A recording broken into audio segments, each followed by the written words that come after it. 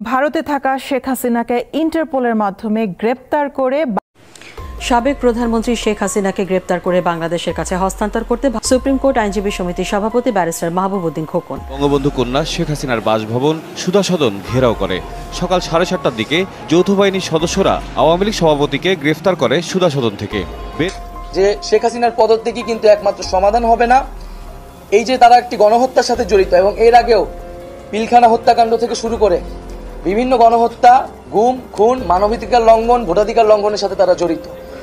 এর অবস্থায় বিচারের ব্যবস্থা করতে হবে। শেখ হাসিনা পালিয়ে গেলেই হবে না, আমরা তাকে বিচারের আওতায় আনব। ইন্ডিয়াতে গিয়েও শেষ রক্ষা মিলল না শেখ হাসিনার। জীবনরা শেখ হাসিনা তিনি চিন্তা করেছিলেন যে আমি ইন্ডিয়াতে গেলে কোনোভাবেই বেঁচে যাব, কিন্তু বন্ধুরা ইন্ডিয়াতে সেনাবাহিনীরা নেমে দেওয়ার পরেও সে বাঁচতে পারলো না। শেষমেশ হয়তো আবার বাংলাদেশের মধ্যে পাঠানো হবে শেখ হাসিনাকে এবং এখানে এনে তাকে উচিত শিক্ষা দেওয়া হবে। অবশ্যই এটা খুশির সংবাদ সবার জন্য।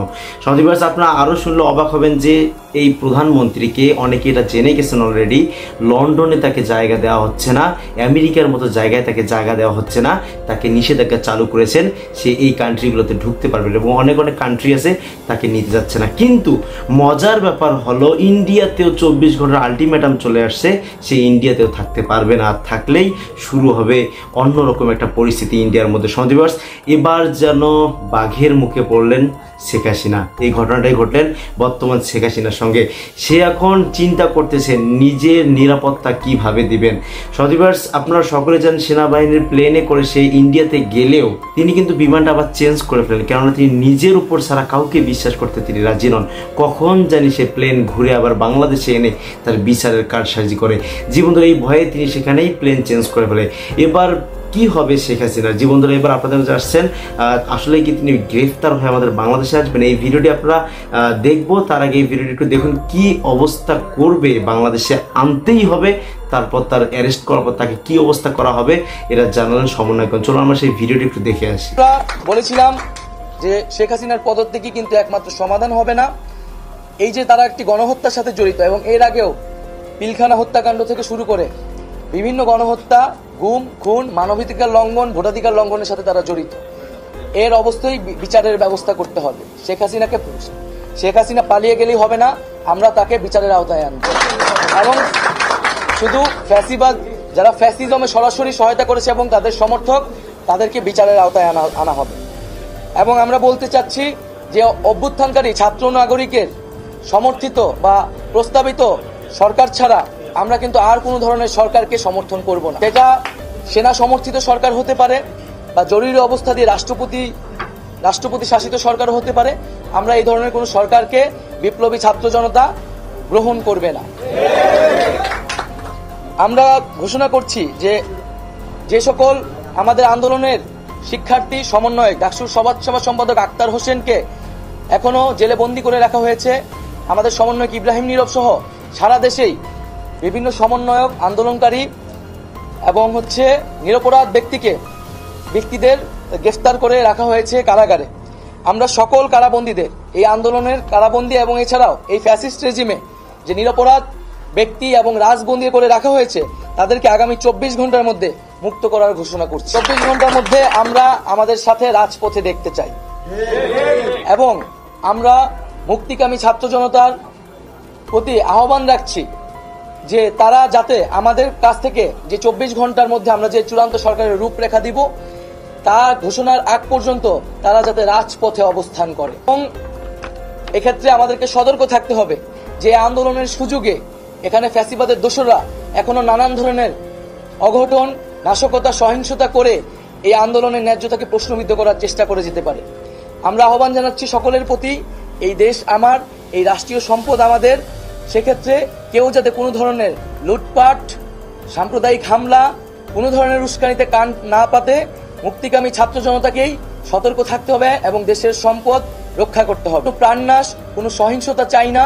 আমরা শান্তিপূর্ণভাবে রাজপথে অবস্থান করব এবং যাদের বিচার করা হবে তাদের একটি প্রক্রিয়া অনুসরণ করে ন্যায় বিচারই আমরা সমাজে প্রতিষ্ঠা করব। বৈষম্য দূর করার জন্য, সমাজে ন্যায় বিচার এবং জীবনের নিরাপত্তার জন্যই কিন্তু এই এক দফা আন্দোলন ঘোষণা করেছিলাম।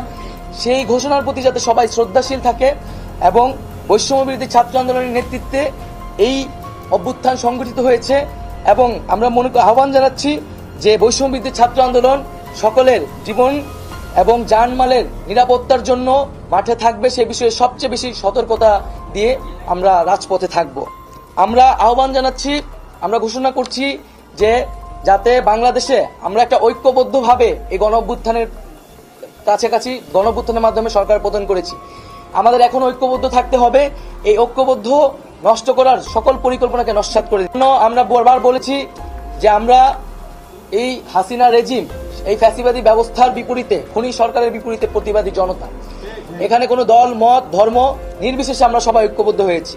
এখানে কোনো ধরনের সাম্প্রদায়িক উস্কানি, কোনো ধরনের নাশকতা বা বিভাজনের চেষ্টা করা হলে মুক্তিকামী ছাত্র জনতাকে তা রুখে দিতে হবে। আবারও এই গণ অভ্যুত্থানের জন্য সকলকে ধন্যবাদ জানাচ্ছি, সকলকে অভিনন্দন, দেশবাসীকে অভিনন্দন জানাচ্ছি।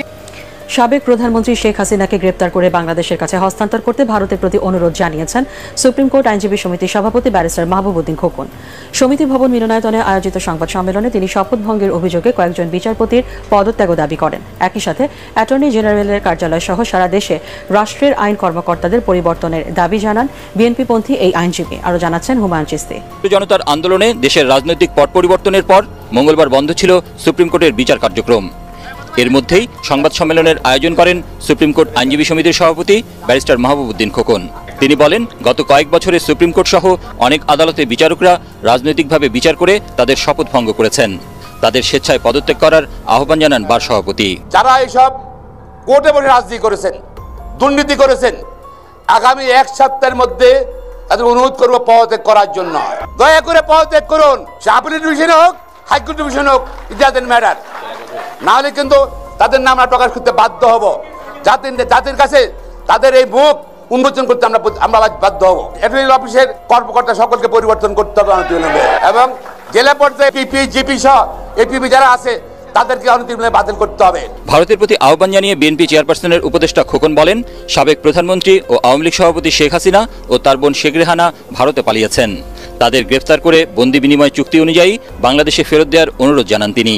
তবে সুপ্রিম কোর্টের আইনজীবী অনিকার হক বলেন, তাদের বিরুদ্ধে মামলা হওয়ার পর ভারতের কাছে ফেরত চাওয়া যাবে। আমাদের সঙ্গে ভারতের বন্দি বিনিময় চুক্তি আছে, অনতিবিলম্বে শেখ হাসিনাকে এবং তার বোনকে বাংলাদেশে প্রেরণ করুন।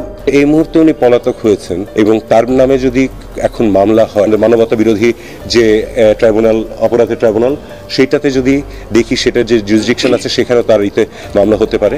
সো তাকে তখন হয়তো এক্সট্রাডাইট করার চেষ্টা করা হবে, তাকে আনার চেষ্টা করা হবে যদি তিনি দোষী সাব্যস্ত হন।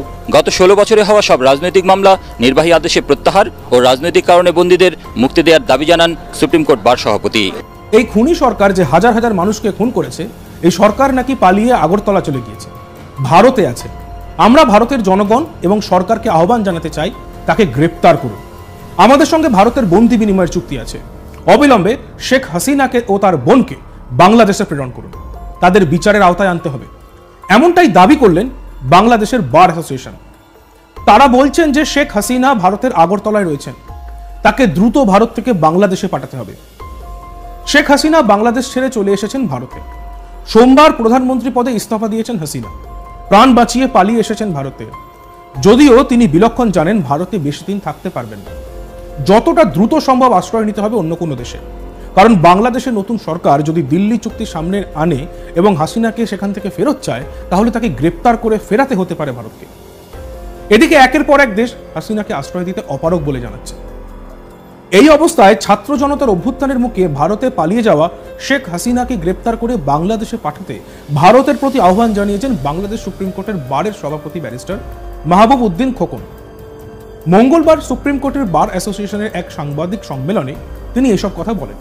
এই খুনি হাসিনাকে প্রথমত বলা হয়েছিল তিনি পদত্যাগ করার ব্যাপারটা, কিন্তু তিনি কি করলেন, ইন্ডিয়া থেকে তিনি নিয়ে এসেছেন র বাহিনী। আপনারা সকলে জানেন ইন্ডিয়া থেকে বিএসএফ নিয়ে এসে তিনি চিন্তা করছেন তারা লং মার্চ টু ঢাকা যখন দিচ্ছেন, ঠিক তখনই ইন্ডিয়া থেকে লোক নিয়ে আসছেন। তার পরের দিন কারফিউ জারি করেছেন 7 দিনের। এই কয়দিনে হত্যা করে তুলকালাম করে দিত শিক্ষার্থীদেরকে। কিন্তু বন্ধুরা, তার প্ল্যান যেন পুরোই উল্টো হয়ে গেল, কোনোই কাজে লাগলো না তার প্ল্যান। সে চিন্তা করেছিল এভাবেই তার গদি টিকিয়ে রাখবে গণহত্যা চালিয়ে, কিন্তু শিক্ষার্থীর যেন এবং এর মানুষ জনসাধারণ যেন ভিড় পড়ে গেল ঢাকার মধ্যে। আর যারা সামাল দিতে না পেরে সেনাবাহিনী যখন তার সঙ্গে গিয়ে বসলেন, সে রাজি নন এই গদি ছাড়তেও, এবং তিনি তাদের উপর ক্ষোভ ঝাড়লেন, কেন আপনারা সামাল দিতে পারছেন না। তারপর যখন তাকে বোঝানো হয়, তার বোনকে দিয়ে বোঝানো হয়, সেটা মানতে রাজি নন, এবং শেষমেশ তার সন্তানকে দিয়ে ফোন দেওয়ার পর তিনি রাজি হন। তারপর গণভবন থেকে বঙ্গভবনে গিয়ে তিনি সিগনেচার দিয়ে পালিয়ে যান। জি বন্ধুরা, তিনি ছিলেন একটা মাস্টার মাইন্ড বাংলাদেশের মধ্যে, কিন্তু সব কিছুর পতন ঘটে গেল। আসলে আল্লাহ যখন কারো পতন চাবে তখনই সে পদে পদে ভুল করতে থাকবে, যেটা করছে শেখ হাসিনা। সমাজ এই শেখ হাসিনার পতন ব্যাপারে এবং অ্যারেস্ট করে বাংলাদেশে আনার ব্যাপারে আপনার কি মন্তব্য? অবশ্যই আপনার কর্মসূচি দেবেন। আজকে এই পর্যন্তই। আল্লাহ হাফেজ।